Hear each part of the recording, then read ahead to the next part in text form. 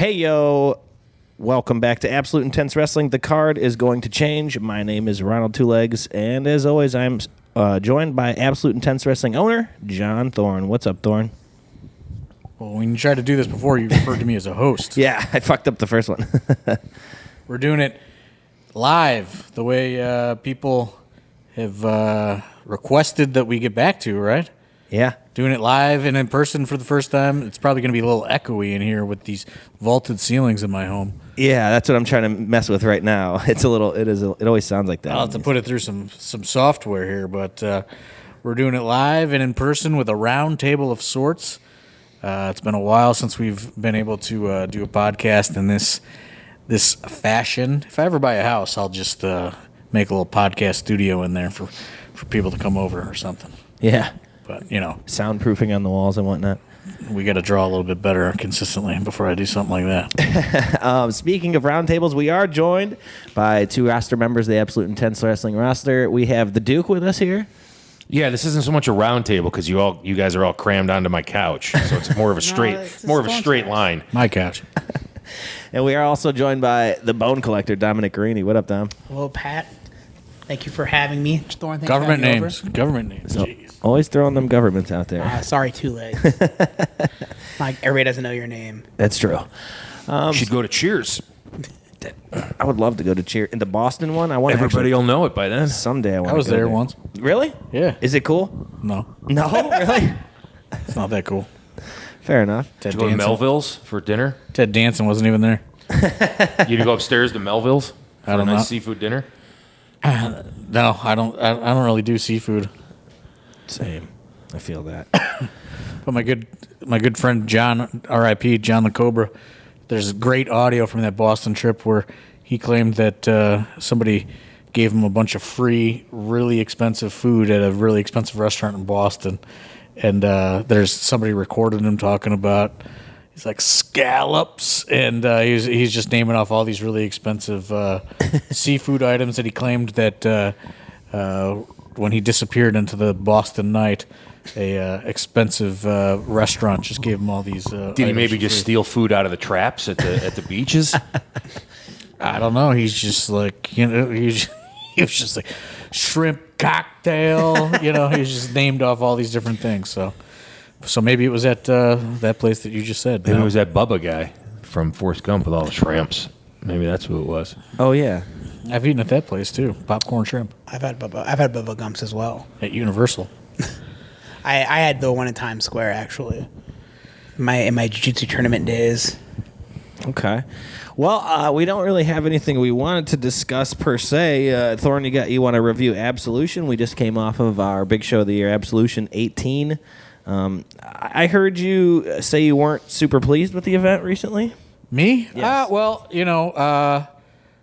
I there's good and there's bad, but I will say that the attendance was down from when we were there in May.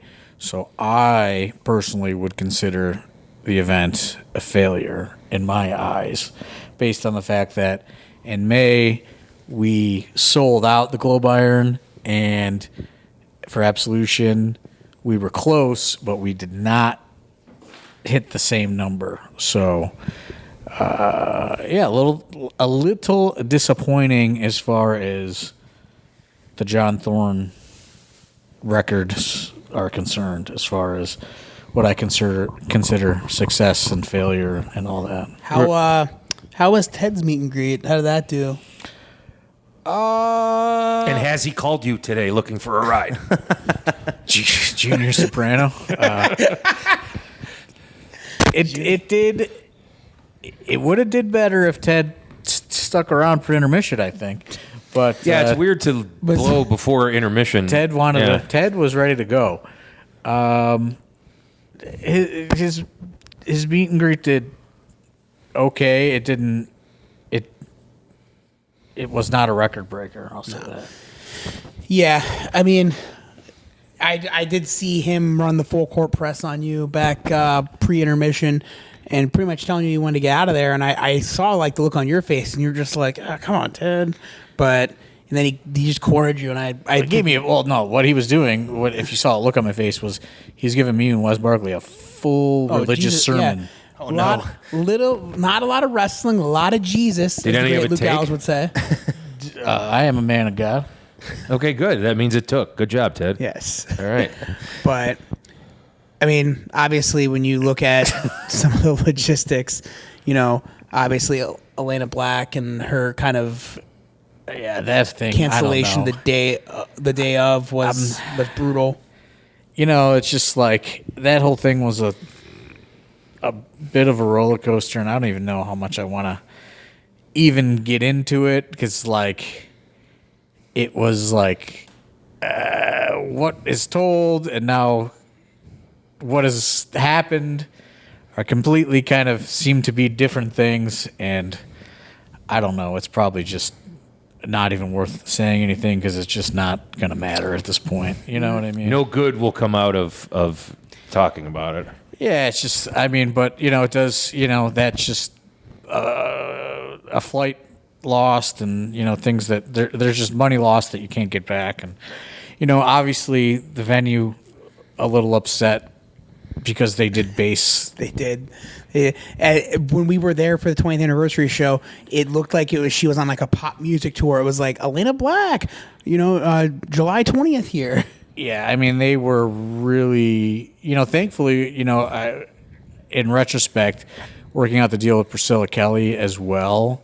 Yeah, that was. I was gonna say that when you talk about some good, obviously thus far, Priscilla Kelly has been great for us. Was great, but the people, you're dealing with a corporate venue, and they know WWE, and Is that why they picked her, or was there any discussion with them as to why they focused everything on her? they knew her, and I was just like, they're just like, who is on the event, and she was booked like the day she was released. She was booked for that show, and we worked out the details and all that stuff, and not the day, I would say the day that she started accepting things. It was maybe a 2 or 3 day negotiation, because it started with her, and then all of a sudden her email was hacked, and then the agent started responding. But the venue was very excited about that, because they are WWE fans. They deal in a lot of WWE business as well, so they were very familiar. So they were really gung ho about it. So to not deliver on that was not great for us. Because when you went to the ticket website, it was just a photo. The graphic was her. They had digital marketing all over their venues of her. There's, so just that was just kind of a nightmare scenario to deal with. But again, then also just not selling the building out too, you know what I mean? That was just, so there's a lot of kind of disappointing things that came out of the event from my perspective. Again, there's a lot of good that came out of it, but when I'm looking at things, I'm looking at filling the building, delivering for the venue. This is only our second time at this venue. Obviously, if anybody is familiar with the way venues work, it is very hard to maintain good relationships with quality venues. And, we saw the Odeon close. We've seen the shenanigans that went on at the Temple, So to have a cool place at, downtown Cleveland, who wants to develop a good relationship, you want to, to come in there, show two, and not deliver on something that was no fault to our own, really made us look bad on top of not selling it out was, it was kind of like in my opinion, kind of like a two strikes against this sort of night for us. Yeah, I mean, on the bright side too, as Dom said earlier, PK has been a seemingly instant fan favorite.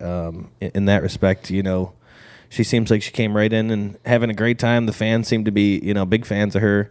How much do you plan on, bringing her in more in the future, or? Yeah, I mean, it's just it's hard to lock people down. You know what I mean? Mm-hmm. Again, worked out 2 dates with her, 2 dates with Elena Black at the same exact time, and then those schedules started filling up like crazy. I tried to get PK on some other dates that thus far have not lined up. Because she is just booked so solid, and I'm sure with Elena Black kind of fading away, I'm sure Priscilla Kelly's schedule got even busier. So Right. It's hard to lock down. There's not a lot of these bigger commodity people like that. So hopefully we'll be able to line something up here in the near future. But she's great. She goes out. She in Akron and at the Globe. For Absolution, she's there, probably an hour after the show's over, meeting and greeting with people and Yeah. staying and making sure she sees every last person. So Yeah. Like I said, she has worked out great. I wanted to ask you, Duke. What do we call it, Mr. Absolution? Now that was your 18th Absolution. You had the boot up for grabs. yeah, that's what we call him now. He's never referred to himself as that ever in the past. Just today. Okay, no, what Two Legs just said was, should we call you that now? And that would be the case because, yes, I have referred to myself as that for a long time, but no one else has because I get no respect constantly, 100% of the time, 7 days a week, 12 months a year, however math you want to put on it. I get nothing. Well, sound off here, And so sound off in the comments if you were purchasing a ticket on July the 18th to see the Duke walk the aisle at Absolution, the 18th time. Well, or any of the other. I don't know if 17 I don't know if I times. can agree with the disrespect thing. You had a full throne built for you with an entire entrance crafted around it, That's Macho because- King Savage style. That's because I said it to the right guy, and the right guy is crazy enough to put it together. Okay, well, did the fucking who paid for it? Who paid for it? I don't know, the $50 it costs. I don't know. Well, You're over here with the Rodney Dangerfield act, getting no respect. Yeah, I get no respect. I get none. Well, what's the total out on the boot, Duke? After Absolution, what are we at? When was that? The 18th. So that's what's today? The 2nd. Speak right into that microphone. So that's There you go. 13. Oh no, today's the 3rd, right? Today is August 3rd, yes. So okay, 13.3. That's 16. So it's 2,788. any exact number. potential challengers you can think of that can touch Hey this man, for you? I don't book the shows. I don't know. I got. I didn't even know I had a match at When Absolution. we're done with this, I got an idea. Ooh, I like it. Okay. Okay, I didn't even know I had a match at Absolution. Things getting going right here in the Dom living you room. did. You Dom did, blew because I that blew surprise. it. Yeah. I tried to do one nice surprise And for you. I fucked it up. Dom fucked it up. My bad. It was high pressure day, and First time I tried to give you a nice little surprise, and it got ruined. Yeah. but Mr. Absolution over here. Huh? That's what happens. 18. How many W's? 9. 9. Okay. Competitively, I'm 9-3 altogether. Competitively. So we're putting the Minigio record in there too. No, I'm saying He's appeared on 18. There's been a in couple he managing didn't roles. work. I've managed. I was gonna say. a bunch of We're times. putting the Minigio record on there. That If the manager record was on there, it'd be terrible. I was It'd saying one time be like that'd be 10 and 11, I think, Yeah. or something like that. That But, doesn't add up to 18. No, because I did Oh yeah, I did multiple. Right. You do My double bad. My duties and bad. stuff. Yeah. I forgot. But yeah, match wise, 9-3. So, and I don't know who's close. I think you it's might be. You me. might have I think- 5. I think I'm like or 5 4. or 6. I know Johnny has 7, but God bless him keeping that contract. Yeah, I don't think he's coming for that throne anytime soon, probably. But I will say people do clamor to see the boot defended often. Thorne said. I think we need to get a renovation. So I'm a college football guy. I'm a big football guy. Have you ever seen the Arkansas LSU game? They battle for the golden boot. I feel like we got to get like a trophy fashioned like that for you, or like the Dusty Classic where they have that boot, but it's a trophy. Okay. Anybody? I know look, that- I as know- always, looking for sponsors. Dustin at AIWrestling.com or Dominic at AIWrestling.com. I If know you know that- how to make a boot trophy, let us know. I know that thing is impossible to paint and keep it painted I asked you about that. because my mom's husband, who is good at handy stuff like that, has painted it for me the last couple times. And the first time, I think he just used spray paint. And when you spray paint it, it just comes off on your hand, like when you're holding it and stuff, and it just whatever. So the last time he did it, he put some kind of sealant on it or whatever, and then it just turned it into chips, and it would chip off. Yeah. And so You got to bronze it like a baby shoe. Yeah, that's why I was. but then it's not gold. That's a bronze boot. That's not a golden boot. Then you got mean, you got to gold plate it. It's not a gold. solid. It's not a gold boot Then either. it's It's like solid. a It's a gold lot spray going on. painted boot. seven-figure man. There's a lot going on. Yeah, gold's like $3,300 an ounce. I can't afford that. But I mean, that's definitely You one heard of it the here matches. first. Can't afford gold. Can't afford One gold. of I the can afford a matches, couple you know? ounces, but not a whole boot's worth. I think you'd be like draped in gold at all times the way you talk sometimes. Like Trinidad You should James. you should be a gold chain guy. I think. I think you look good. I'm not a jewelry guy. Gold chain, Joe Pants hat. No, I lose stuff like that. all Gold the chain time. and a watch. Yeah. I don't buy watches. I lose them constantly. Watches, sunglasses, umbrellas, and gloves. I don't buy because I always lose them. Isotoners. No, I don't have Dan Marino's lineman protecting me. Gloves. I don't buy gloves. Like I don't because I lose them all the time. Fair enough. Dom, you had a great match at Absolution. We talked about that on the pre-show of the preview show of Absolution. What did you think of your Absolution this year? As Duke stated, you've right behind him, and a number of Absolutions appeared on. Yeah, I mean, I thought it was a good match. Obviously, we spent some time, behind the curtain. Thorne, Derek, and myself doing some promo videos that I ended up, doing the video editing for the first time ever. So we're going to try to add that into more shows coming up here. But I thought the match itself was good. I liked the idea of some of the newer students getting to see Derek and I wrestle each other, so they get to see what it's like to have the two instructors go head to head. And it's a lot of those things where you can also see the lessons that we're teaching go right there. Yeah. So I thought that was fun, and overall a good get back on track for me. As Thorne had brought up on the preview podcast, I had not won at all this year. Somehow, actually going all the way back to Hell on Earth last year, I hadn't won. Which, funny enough, was actually also I pinned Derek. Interesting. Long-term storytelling. Yeah, paying it off. We make movies. Making movies here. Do you want to peel back the curtain though on that on that video though? Oh, so this is a good one because I had this idea. The idea was mine, kind of like UFC, like let's get some sit down talking heads. Ed Batts came and did the filming for us. Thanks, I guess, Ed. I guess. But he had some ideas, and then I had kind of written scripting out for questions to ask. Didn't bring any fucking lapel mics though. Oh, yeah, Ed. No lapel mic. So that was an awesome thing when I had to go into the actual editing process. Thanks, Ed. But I had all these questions, and Derek didn't want to answer first, so they had me answer. And I probably cut the most straight-laced, generic answers of all time. Just vanilla. Just like, vanilla, Hey, just I'm vanilla Dom. fucking I'm wafer. fucking ready to rock and roll. I want to wrestle. Rah, Dom. Yeah. So then Derek goes, And Derek's just got all these fiery answers, and I find out that he asked Thorne, hey, what should I say? What should he was produced. That's not what you Loading found out. Derek is fucking rattling off some zingers, and you looked and you said, "You gave him that fucking line."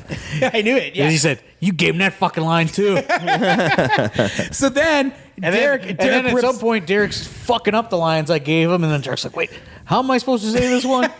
and then so all that gets done, and then Thorne just And then then Ed starts packing up, and I go, "Well, Dom, don't you think it's time for a little rebuttal?" with just the guiltiest fucking smile on his face, and I said, "Yeah, let's do it." So Because then I knew that I had invoked a Yeah. little bit of real emotion out of Yes. Dom there. Yeah. Rattled his cage a little So he there. did. Because very good. Dom was like, just doing this. I could tell Dom was not comfortable in this shit-talking environment. Well, just the story that they were trying to tell.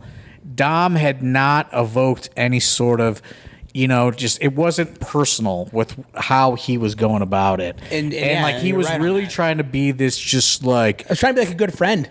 just fight for honor, Ring of Honor, fucking Yes. shake hand bullshit. Code of honor bullshit. Yes. Which Derek did not use my best line, which was, "You wrestle like Samoa Joe. You're more like fucking Samoa Ho. That was a good line. You a bitch." Wow. He would have fucked that up though. That was my best line that he didn't use. That was a good one. But and it was just not evoking any sort of conflict at all. So then I could tell Dom was fucking, that Italian blood was boiling. That Italian blood was boiling because he had no idea that Derek is, I'm gonna peel back the curtain. Derek, not a great fucking promo guy when it's up to himself. Derek likes doing all these cuts and things, and he hides behind the smoke and mirrors of some production. Derek would have never come up with all that shit on his own. So when Derek was hitting some fucking some personal zingers in there, and I saw that fucking Italian blood start fucking boiling up. You had to know that you got me because I hit like one of my favorite Sopranos lines right away in the promo. Well, that's when And I was that's like, one of the ones where I fucked up too, and then we had to cut that one a couple but that's times. when I was just like, "Hey, Dom, don't you think maybe you want to do a little rebuttal?" And then you sat down, and then you came back with some good personal shit at Derek, and then I think that's where you got some good content, and I think it both kind of got you guys on the same page for how the match should be. For sure, and I think it was what it needed to be, and it's where we're trying to get with stories. I mean, I know everybody always asks us, hey, what's the story or where are the stories, and we're doing our best to tell them. We just need people to A, pay attention, and B, be patient. Because we're making movies here, right? Yeah, and see somebody to edit or provide footage. Yes, please. That would be nice. What's the status of Wrestle Razor? Were you guys filming that together, like at the same time? Yeah. So like So they like watched you each other. were We watched each other- talking. Yeah, we watched You each were other do talking, it. and he was watching you talk. Yeah, which Okay. actually is a UFC thing, from what I understand. They will ask a set of questions, and then they'll say, "Well, hey, here's Stipe's reply to that question. What do you have to say?" And obviously, you get a guy like Stipe, probably doesn't really have any zingers, but like you got like your Conor McGregor's, your Patty Pimblets. These guys are just going for every low blow they can. Yeah, so Dom went first. It was just very like he just answered the questions, like, and then Derek watched it, and then Derek went and just fucking was like rattling off fucking one-liners, and then Dom was like, "Fucking fuck you." Yeah, he's pissed. I was fucking fired up. But no, I mean it was good. It was good, and like I said, when it comes to the footage thing, that's another thing we're trying to do. Obviously, peel the curtain back. There was a great Eric Taylor, Chuck Stone promo video done too. Yeah, and which they commissioned themselves. And I know that probably one of the arguments that some fans could have is like, well, maybe Absolution just felt like a regular show. Guess what? We had an entire new entrance set. We debuted a new logo. We did a lot. And you can only do so much because it's not like this budget is infinite. Right. As well. It's not like we can put a promo video on a screen during the show to show it off. if you didn't go in and watch the 2 to 3 4 promo videos that were made for the show, then of course it felt like a normal show to you. You know, if you want the show to feel bigger than for yourself, sometimes as a fan, there has to be an investment level from you as a fan, because if you have that investment level, then the show will be more invested. I can tell you who that wasn't just a normal show to. People like the Chuck Stone family, people like the Eric Taylor family. Those crews came there, and they came there to party, and they came there to cheer their guys on, and that felt like a WrestleMania to those two families. We also can't help, there's, like, I'll throw them under the bus a little bit. Like Chase Oliver had a directive. I wanted new opening videos, knew this, knew that weeks ago. He was given that, so we knew that this new entranceway was coming, all this new stuff was coming. We wanted to debut a whole new vibe for AIW, and he just didn't do it. You know what I mean? Like, and it's just like he had inquired, said he was working on it, and then you just can't help when somebody just goes, "Oh yeah, I just decided to go to work instead," and it's just like, I get that, but yeah, there's got to be, we all have priorities, and we all have a prioritization of time. Duke very so like for people that are he was up. Peel the back. Duke was up at practice multiple days leading up to the show to get himself ready to help, at the school, do all that stuff. Yeah, so I had a few. I mean, I'm not gonna whatever, but yeah, I mean, it's just kind of. Plus, I always wanted to roll around a little bit and see if I could, wouldn't kill myself. You still go. But I think I didn't. I thought that the show wise, match quality wise, that was great. Over delivered. Yeah. I just thought maybe some of that extra stuff that you do get for an Absolution was just a little lacking, and it's just, again, I can't make the stuff appear out of thin air. Sometimes we have a video guy that's engaged. Sometimes we have a video guy that's not engaged. Sometimes, but people like Dom and Derek, they commission something themselves. Eric and Chuck, they commission something themselves to invest in their stuff. And, I can't force wrestlers to give a shit. Put promos out there and give a shit, Right. We get the stuff at the show before. We got the backstage pass stuff. Yeah, not everybody. Some people say, "Yeah, I'll come back and do that," and they don't do it. In all honesty, I myself have been trying quite a bit to make the backstage pass better for everybody. Peeling that curtain back, like I've been typing up run sheets for these promos and giving them to giving them to student. What? I mean, TV product. Yeah, right. I can't remember the girl's name Allie. that shoots him. What is it? Allie. Yeah, Allie. Allie. One of our students. She's very persistent with people, so you have to make a conscious effort to not do one. Yeah, right. She kind of hunts you down. And, going back to the throne thing or whatever else, those are the things that, in my opinion, make it a special show. Yeah. So that's why I try to do something or have a special entrance. Eric had a special entrance. Have a and he did special great. entrance or something different to make it seem like it's a bigger deal than it is. Yeah, and you obviously And everybody can do that. But and you pitched the throne entrance, and we made it happen. And anybody that wants a special entrance for these shows can do it. I mean, we've done it multiple Absolutions where Danhausen, or when the production was the Danhausen version of the production, they all had a special entrance. I mean, we can do it, but once again, it comes into also the roster carry. Well, that's what I'm saying. What's the saying? You can lead a horse to water, but you can't force him to drink. I mean, Yeah. I'm saying it's on them to come up with stuff like that. right. I mean, there's And don't get me wrong, like as we were saying, in ring, everybody busted their ass, and I thought it was top to bottom an amazing show in that regard.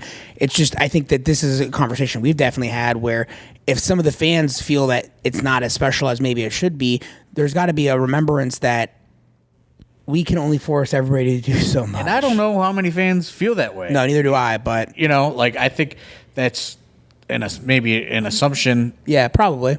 that maybe you have just based on the lack of engagement from the roster. But Yeah. I mean, the crowd was hot. Yes. This is how I judge it. The crowd was very, very engaged Oh, yeah. all night, which was surprising. I'll judge it. I judge, obviously we started this off. I'm disappointed we didn't sell it out. Obviously that shows there was some downturn somewhere, right? Like, maybe it was too hot outside. I don't know, but I can tell you that my nephew and his friend did not come this time for some reason. So that's 2 that were in May that didn't make. But again, also in May, your clients, for promotional purposes, bought 75 tickets. You know what I mean? Like that didn't happen this time. So there was different things that occurred for the 20th, to where maybe the 20th anniversary almost felt like a bigger show this year than Absolution, in a sense. To maybe we just, blew it a little. You know what I mean? Like. I mean, it is a big deal. So maybe that was the case. I don't know, but 20 is a big deal. So. And I mean, we didn't miss it by a lot, but we missed it. So exactly. That's just how that stuff like that will always bother me. Paige was just like, Paige will always be, well, can't you be happy we did this? And then I'm just like, like stuff like that doesn't make me happy. Like I want to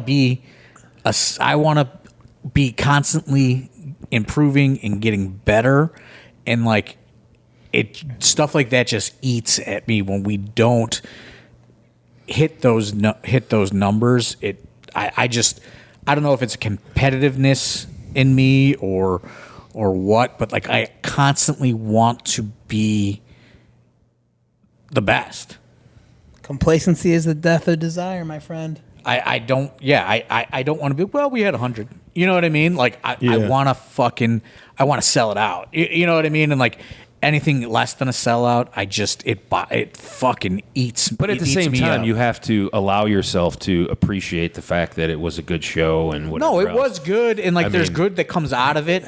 That stuff just kind of, it eats me up. Like it's just like it's like an asterisk victory. You know what I mean? Like don't get me wrong, there's great stuff, and like again, like. We did all this stuff, like spent fucking thousands of dollars on that new entranceway. Like we did all this stuff to kind of make it feel special and give it this new kind of, I don't know, like that was, I don't know if maybe we overhyped that internally, just like that whole presentation, but it was cool. We spent a lot of time on that, and like there was a lot of money. It was very expensive to get that thing commissioned and created. It's we wanted people to walk in there and it to feel like a big show and a big deal. And just have a cool look, and I think it did accomplish that. But again, I thought the show in ring delivered. I thought that we're gonna bounce all around,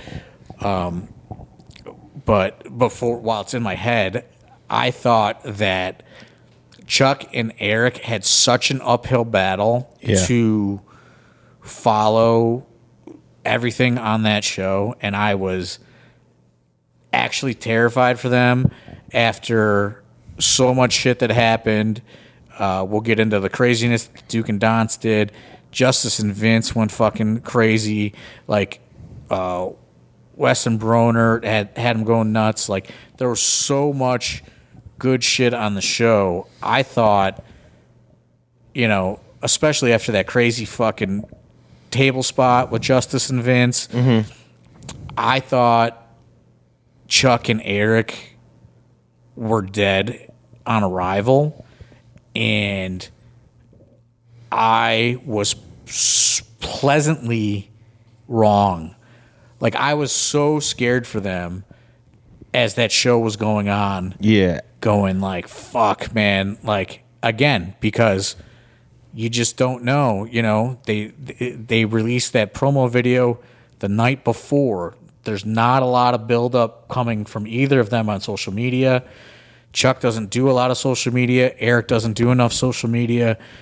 You just don't know how it's going to go. And man, that crowd was biting on everything they did and all the falsies and all that stuff. And I went, fuck yeah, like they got them, like on a show like that, for them to have that crowd so engaged at the end, I mean, you can't help but feel proud for those guys because, I had this talk with Zagura, and I said, I told these guys, they're the guys, they're the guys in this company, and I didn't want them. I was scared that I bet the wrong horses. You know what I mean? At a point as that show was progressing, you get a little scared. Did I bet the wrong horses today? And I didn't. And they fucking delivered, and the crowd got behind them. But you just never know because they're not the indie darling types. They don't do enough social media.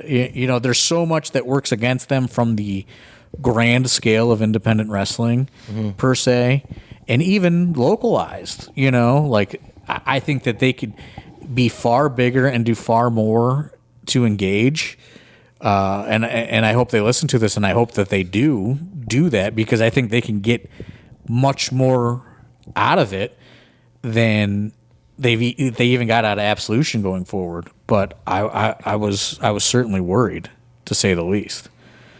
Yeah, that was kind of what I was going to say when you were talking about the show and everything. I thought the main event over-delivered in a lot of ways. I thought, I agree with you. The crowd was red hot. The good thing, being out there, the good thing was that Chuck had family there and Eric had family there. So there was a built-in base of people that were going to cheer for them or whatever, regardless.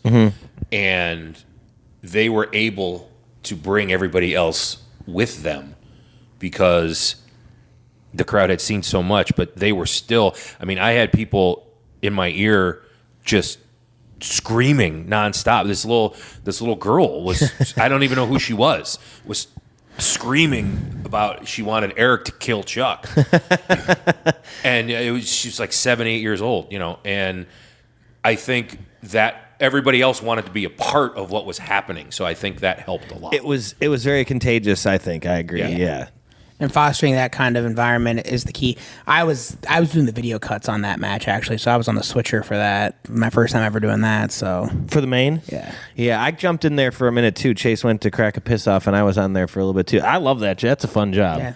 But yeah, I agree. I think everyone in the crowd would just, once it got to that point, couldn't help themselves. Yeah, they wanted to be a part of it, right? And you have two guys in that regard of Chuck and Eric that, as John was saying, these are guys that they are fully bought into AIW. They're fully bought into what they want the company to be. This is their home. And these are the kinds of guys that you want to build around. And they had kind of told me some of their ideas leading up to the match, and I gave them some agent ideas, but for the most part, I would say 98% of that match was those two guys coming up with that, putting it together. So. And you want to get behind the guys that. Listen, I'm very much aware that this is a pit. This is supposed to be a pit stop for people, but you want to invest in the guys that want to invest in AIW as well along the journey as to get to wherever they're trying to get to, know. And Chuck and Eric want to make this place a priority. The same goes for, there's a lot of other people that want to make this place their priority, and you have to get behind those people, and you have to, and again, you have to give them the rope, you know what I mean, to go out there and see if if they can perform or not, and if the people are gonna get with it. And I was super proud of them. On the flip side of that, I was Also, equally, I will give the Duke a little props. Proud of the Duke in his performance at Absolution, because I received a text of a shopping list about a mile long, Length of rope. The length. a Friday morning of the various items the Duke had requested, a long including list. one length of rope, which I've never seen on a request sheet before. The only thing I could Length think of rope. The only thing I could think of in that is the scene from Boondock Saints where he's like, "What do you need the fucking rope for?" That's all I could think of when I heard the length of rope. It was an audible because I wanted to do something, and I realized when I was at training Wednesday, it couldn't work. I couldn't do it. I wanted to tie myself up in the ropes, and they were just so goddamn tight that I couldn't do it. So that's what the rope was for. Okay. And I wasn't sure how much, so I just said a length. length. Yeah. Old Andre style, huh? Yeah, that's what I wanted to do. And That is a painful thing to do, no matter what. I understand that, but they were even the ropes are loose. they were so tight. How old man Andre was consistently doing that? Just boss. yeah. Those ropes were not that tight back then. No, they weren't. And they were like, "Oh, we Still, can loosen that them." And I'm man's- like, "No. we're not." Only the Duke was around for this. One of the greatest spots in AIW history, and it was probably maybe Chandler Biggin's favorite spot in AIW history. It happened at a girls' night out with a guys' night out on it. Do you remember this? Johnny Gargano versus Chest Flexor, and Chest Flexor gets Andre'd in the ropes like that, and Johnny just kept repeatedly super kicking him. It was fucking... No, I don't remember that. That's awesome, though. It was awesome. And it was one of Biggin's favorite spots of all time. It happened at the St. Greg's Church in Lakewood. One of Biggin's favorite spots that we ever did. But I thought that you and Dance did very well. You know, it was great to see Dance again. You know, it's always great to see him every... he's not as active as he once was. But Bring him back on that Legends contract every 6 to 8. a legend, certainly an AIW legend. And I think, he was very happy to do it. And, also, happy to do the honors for the Duke on the grandest stage of them all. It's funny, though. Thank you for saying that. But I look back on it and I'm so mad at myself because there's so many things I could have done better, and I'm actually upset when I look back and think about it. But I think you get too in your own head. Well, this is what I'll say about you is the lead up. You have some grandiose ideas always, and you talk a big fucking game, and you have these grandiose ideas like a length of rope and all these things, and then it gets to showtime, and then you got to talk to the other person, and then you got to collaborate, and then your ideas have to be meshed with the other person's ideas, and then that fucking throws you for a fucking rattle, and then you got to think about it. it was really just the execution of a couple things where I was just like, I could have done that better, or I could have done this different, or it wasn't so much the actual spots. It was the that's what I was saying is then once you get into it, then I think you get so like you want to get through it that like sometimes I don't know. You're like, fuck, like now I want it to be so good, but I want it to be over. Like you don't take a second, you don't like enjoy the moment because you have so much pressure on yourself that then when you go back and watch, you go, fuck, I should have slowed down there or did that differently. But I think you're too in your head. It's just things that I was just like, oh man, I wish that would have happened, or I wish I would have done that. I do definitely have goalposts every time I wrestle, or I guess in this, to borrow phraseology from Alex Melee, save points. Where I shout out. I get to a point and I'm like, okay, I got here. All right, now I got to get to here. Now I got to get to here. So yeah, I do that sometimes. But it was just, I mean, I'm fine with it. I'm happy with it.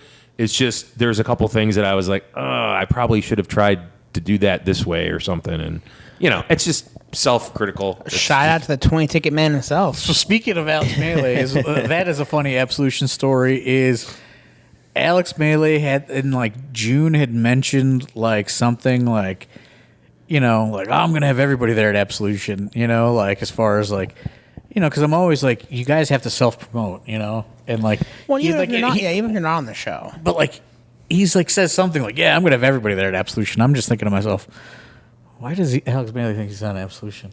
But then I don't say anything, and then like, I don't know how it comes about, but then he says It was Tuesday's practice. he says something like, "What am I doing at Absolution?" Yeah, Tuesday he gets done at practice and it's like 7:30. I'm like finishing. I'm like coaching the second practice, and he sends me a DM. And he's like, "Hey, what am I doing on Friday?" And I was like, "I'm ring crew." I was like, So I messaged him. I was like, "Hey, why does Melee think he's on?" And he goes, "Why does he think he's on?" I was like, "I don't know." So I reached back out to Melee and I was like, "Hey, dude, like, we never said you were on. Like, do you have people coming?" And he's like, "Well, yeah, I got like 5 people bought tickets already, and I think I could get another 15." And I was like, "Oh, well, I guess we'll figure something out, maybe." It was more than 5. It was. Well, he said he had 5 guaranteed sold already, and then he could sell them up to 25. Is what he had told us.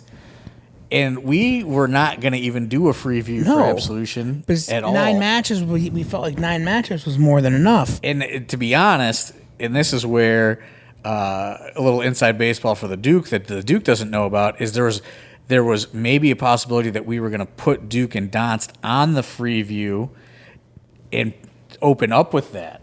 So Melee kept you and Donst on the main card, to be honest. So he put, what is that, a safeguard? What did he say? Save point. Save point.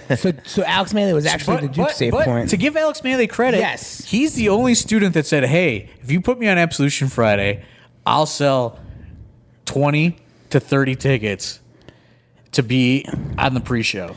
And you know what? And he went on and probably had the best match he's had for us thus far. And guess what? Nobody else said, "Hey." No.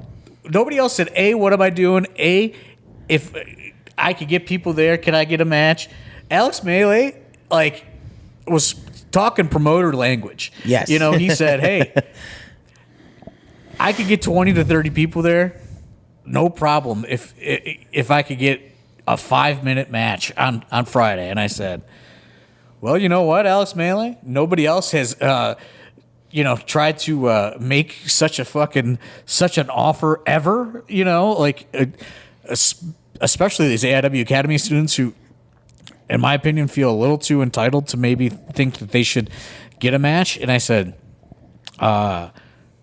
"So we're gonna keep the 9 matches on the main card, and we're gonna create a free view match now because Alex Melee took a fucking shot and sold himself and said, 'Hey, I can create money for the fucking company on Friday night,' which is what it's all about, is trying to bring money to the company." And Alex Melee said, "I have some value for you. Can you use me?" And I said, "Well, I didn't have any plans for you, but you've made quite the argument for yourself." So then we look and we go, well, now who is not booked and who typically does analytically bring people in? And Austin James always is good for some tickets. So then by default, just based on the analytics that we always fucking keep on everybody, because that's the one thing the students don't realize is we're always tracking crowd reaction when they do get these free view matches and different things.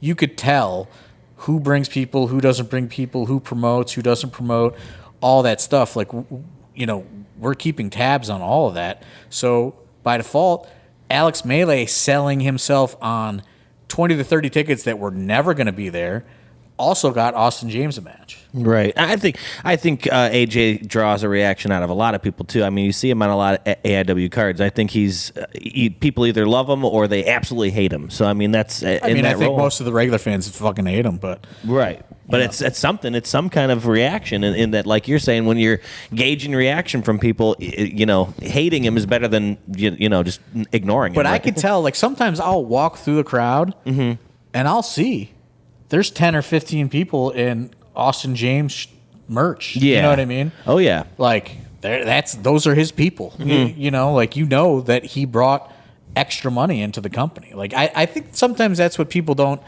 understand, like, booking a wrestling show sometimes is far less about putting on the greatest in-ring performances you can put on, and it's more like booking like a music festival, right? Like, okay, this person is gonna bring in this many people in the crowd.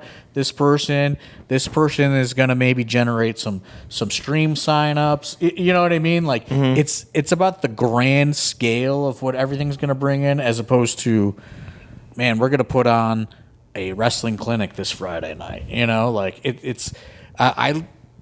I look at it more. It's just like, it's like a festival lineup in a lot of ways. And like, I realized that when I was talking to the venue, when I was explaining the Elena Black situation, to where I was just like, well, you know, like, I was just like, unfortunately, I was like, you know, when you guys deal in tours, you guys are dealing with 2-3 bands.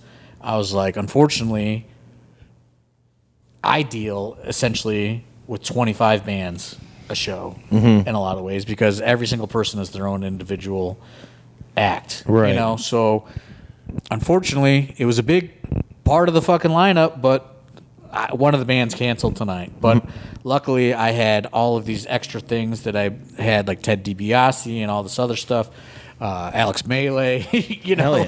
like, but like, that is really, I think, the secret sauce of filling buildings, is like, you have to look at it like, you know, how are you going to get tickets through the door, not how are you going to put on the best wrestling show, because the best wrestling show isn't necessarily going to draw or fill an arena, right? Like, I think a lot of people would agree AEW is probably in ring a great wrestling show, but WWE is filling stadiums. You know what I mean? Like, it's just it's completely different on how you go about things, you know? And I don't think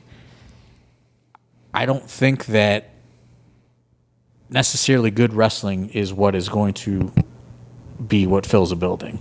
Yeah. It especially that situation too, the Elena Black situation, puts you in a really tough spot too, because with a name like that, a person like you said, who they had advertised all this stuff for, and when she cancels or whatever happens, who can you really put in that position that anyone is going to be fully satisfied with? You know what I mean? Don't get me wrong, I tried. Yeah. But just to finish my point on that, it's just like, look at, like, AEW has tremendous wrestling, but like, fucking Jelly Roll wrestled in front of 50,000 people, right? Like, you know, like, it's just different mentalities, but WWE is trying to fucking fill stadiums, you know? Right. I'm trying to fill globe irons, not successfully though, unfortunately. Close. I mean, But you got to give yourself some credit. You're I close. will say I did reach out to a lot of people and try, and, you know, the agents did make offers on some people, but, and this is no disrespect to, you know, people that were maybe offered, but sometimes I think the replacement was going to then cost more money on last minute travel. Oh, and yeah. things. Big time. Adding that expense, because you can't transfer a flight. Right. But it was not going to be at the caliber, I think, of where she was at as far as just her social media reach and numbers, and, you know, Right. In her, you know, essentially 6 weeks out of a WWE release. So, you know, I had to weigh the pros and the cons of, you know, these 3 people are available. They're not as famous per se, and it's going to cost an additional probably $1,000 just on the flight alone, you know, on top of paying whatever the fee would have wound up to be. So Yeah. Definitely a tough situation there for sure.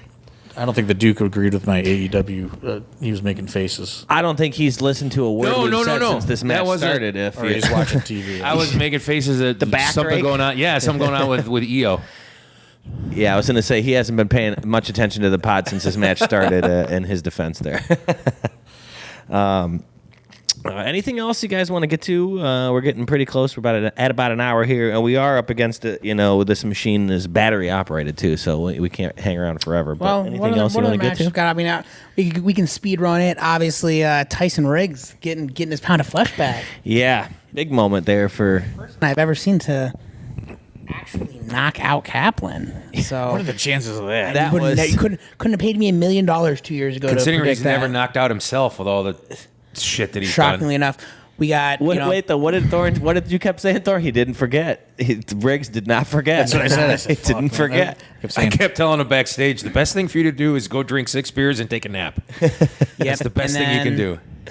We had PME retaining the tag titles. Tough fought. I will match kind of. division. I mean, this is gonna sound kind of bad, but cool ass Andy was running around, on the phone, and I'm like, who are you talking to? I know that story. And he's just looking, and he's talking. He's just and the guy's and he's just they said call 911. I said, call 911 for what? He's like, they said call 911 for Kaplan. I said, give it 1 second. I actually hadn't heard this story. I said, give it 1 second. And they're like, I said, who told you to call 911? Cool as Andy is rattled, and he's no way. But he's EVP on. called Jeremy said that. He's on the phone with 911, but he doesn't know the address, and he doesn't think to say I'm at the Globe Iron downtown. He's running around looking for a number and a street. And I said, Andy, just give it a second. And he's like, he tells 911 to hold on, and then Kaplan they get Kaplan up, obviously, and he's and I said he's up. And then he's off the phone. I said, what did you say? He's like, I told him he's good. I said, you told 911? He's good. I said, you told 911? Hey, dispatch, he's good. You said, oh, never mind. 911, never mind.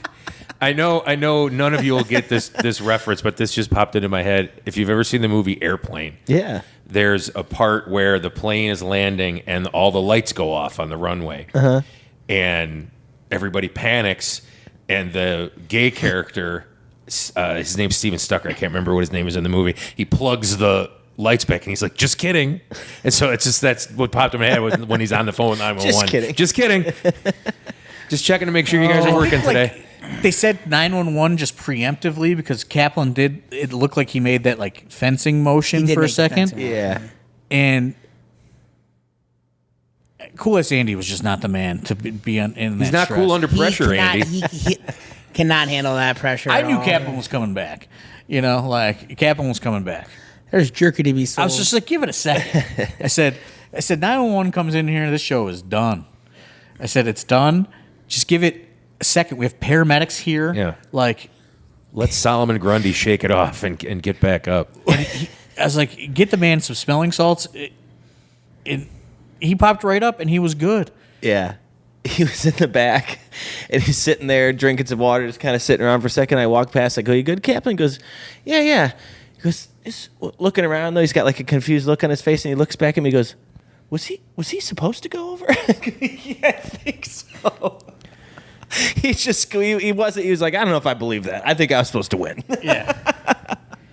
Oh, Cap, gotta love him. But yeah, I mean, he was fine. But yeah, cool as Andy telling 911 never mind, and he was so flustered, and I'm just like, just give it 10 seconds. You know what I mean? And You think he was gun shy from losing that finger at the last show? maybe he thought if someone would have called 911 for him, he would still have a finger. Still have that finger. But yeah, I was like, just give it 10 seconds. Yeah, While I got you on the phone, I lost a finger a couple weeks ago. What no one else knows though is Andy now at practice he goes Michael Jackson. He goes one glove at practice now. he does wear a glove to kayfabe the missing finger. Oh, that's so funny. It's kind of like Kerry Von Erich with the missing foot. Yeah, he Without all that pesky talent. it depends, it's in the eye of the beholder. Yeah, exactly. But let's look through some of the card. PME retains the tag titles, keeps their reign going.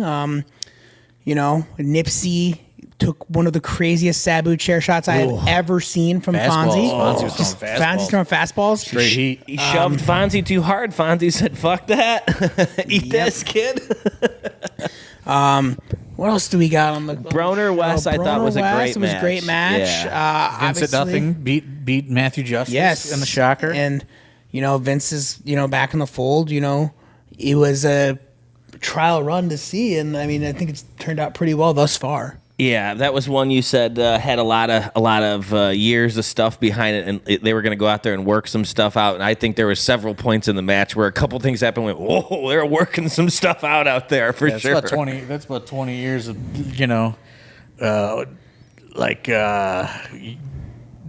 like veteran young boy shit going on. Yeah. I thought that delivered big time.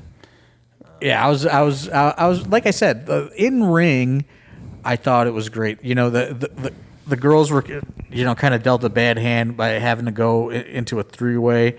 But I thought that they did, very, very well. I'm just not a big fan of the odd numbers. Three-ways are very difficult to work. Yeah. But I thought that they did very well. I thought the whole show was good. I will say you gotta bury Mikey Montgomery here, as he arrived at the venue in another flustered situation. He informed me that he just forgot his gear, and I said, "What? Like that's literally the only thing you got to bring." And he's just like, "I drove all the way from Pittsburgh. I don't have my gear." And I said, okay, you better figure something out, dude. He was wearing sweatpants and I think Crocs or something. I was like, I don't think you can work in that. So Cool Ass Andy, the emergency personnel again, was sent to the Seal Yard to go shopping to find Mikey Montgomery suitable gear, shorts, and maybe a pair of knee pads or something. But I thought that was great. 2 out of 3 falls match. Again, the show I thought delivered. The mini storylines and different things, and there was a lot of stuff that was built throughout the year that was audibled that we won't really get into, but also maybe affected some of the builds along the way. But I thought that the show was very, very, very good. All things considered. And 9 matches, the show was still over, I think, by 11. And then, we were off to Old 86, which is a great after party. Yeah. Again, as always. Saw a lot of fans out there this time. We're starting to get the numbers back. I don't know if it's just the proximity of Old 86 or how people It's like so it easy better. to get to, and you just peel out of there, and you're there, and there's actual parking, and stuff. In the summer, too, with that outdoor garage bar that they have in the back, just a very comfortable atmosphere. Pat was catching some dubs. Cool Ass Andy and Fonzie, if you saw them leave, one of the funniest things ever. But yeah, just a great night. Again, we're back. We're back there for Hell on Earth. I would like to sell it out. Tickets are on sale again. Tickets just about sold out for Wrestle Rager, too, I believe, right? There's 50 left. 50 tickets left when you're hearing this. And that's a definitive cap, too, right? Yeah. That's it. We got free wrestling coming up in 2 weeks at the North Canton Street Festival. Street Fest coming up. So. Big South Akron Street Festival for what, the 5th? But we have been given a very specific directive when Thorne was on leave last year. This is Road Agent Dom failing again. The main event of the show was the North Canton Street Festival Street Fight, where we kind of took the fight around the festival, which awesome. I was told by many sources they loved it, but I did get a very... They didn't love it that much. The fans loved it. I did get a strongly worded email from a member of the city council that said, if you guys could keep the action within the guardrails this year, we would greatly appreciate that, which we will do. So, they didn't love it that much. It is one of the great... I think it's one of the more fun weekends of the year that we do. The kids all love it.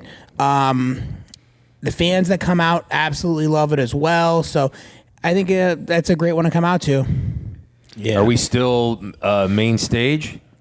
We're not main stage. We're going to be in that same area, right down where we usually are.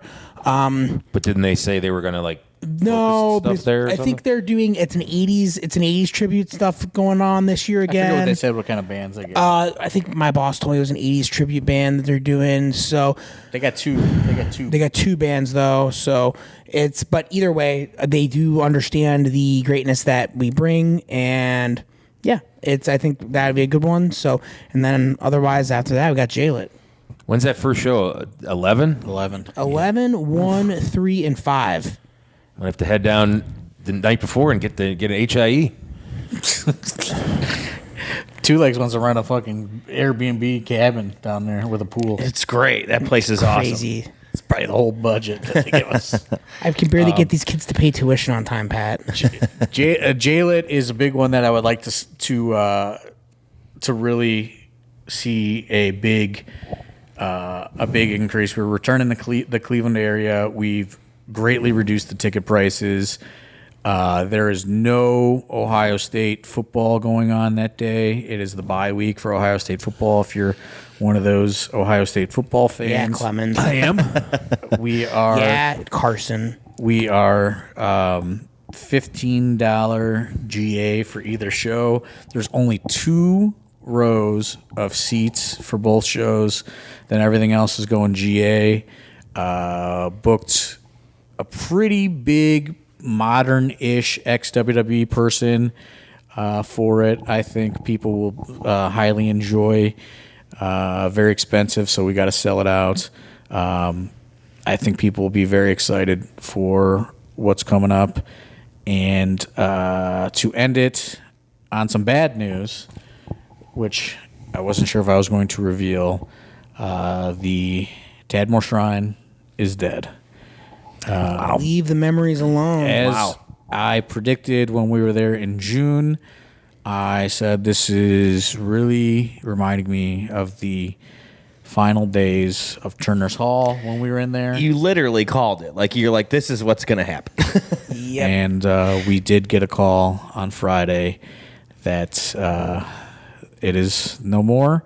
They will be returning our deposits for the dates that we had booked upcoming, and they will not be accepting any 2026 dates. They have canceled our December date, which we will need to relocate. We actually had October there, and we had already relocated it to Youngstown. And we are now homeless in the Akron area, unfortunately. The building is closing effective immediately. So no idea what we're going to do out there. But Any leads? Dominic at AIWrestling.com. John at AIWrestling.com. Plenty. Jay Thorne at AR. Jay Thorne, sorry. But yeah, I assume we all just had the same first name ones. we were just throwing that curveball on Friday, So unfortunately. But yeah, bad news. Mom and Dad Guarini going to be very upset about this. I've not yet shared with them. Yeah. I mean, when they didn't have the brownie sundaes there, I knew it was toast. That was the writing on the wall. Yeah. The locked door and the brownie sundaes. I knew it was. I knew it was. I knew it was getting close. Though I was saying it all day. I said this building is dead. I was telling everybody, and nobody wanted to hear it. I believed that. listened to you. I knew I was like, man, you seem to know what you're talking about. You, like, everything you said, you're like, this is just what happened there. And you said, isn't it funny how it happened for the December date with, Turner's Hall canceled December, closing. The Odeon abruptly closing, canceled December, and now Tadmore closing ends up canceling our December. So Wild. I don't know, man. Maybe we should just stop running December. We're going to try to find a new home for that December 27th date because I was working on something quite big. And now, fuck, I don't know. But yeah, so we were thrown a loop this Friday. Not sure if we got any questions in the Discord or not. I did not see any. Yeah. Sunday night, a little dead in there. So, but that's all right. We'll take them for next week. Anything you guys want to get to before we get out of here? No, I'm good. No, I don't think so. We're running up against the. I keep seeing you check the batteries on that bad boy. So I think we're running up against it. All right. Well, for myself, for the Duke, for Dom Greeny, for John Thorne, for everybody at Absolute Intense Wrestling, we'll see you next week. Thanks.